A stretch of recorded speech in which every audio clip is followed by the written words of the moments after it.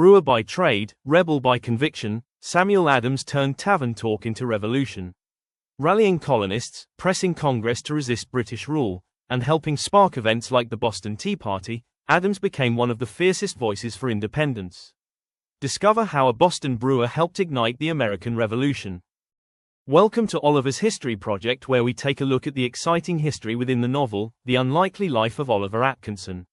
Samuel Adams, born in Boston, was not a soldier but a relentless thinker who believed liberty was worth any risk. A struggling brewer tied closely to tavern culture and the working class, he mastered the power of words, pamphlets, petitions, and propaganda to turn colonial frustration into organized resistance. As a leader of the Sons of Liberty, Adams helped ignite protests like the Boston Tea Party, became a prime target of British authorities, and ultimately guided the colonies through revolution as a statesman whose ideas helped light the fire of American independence.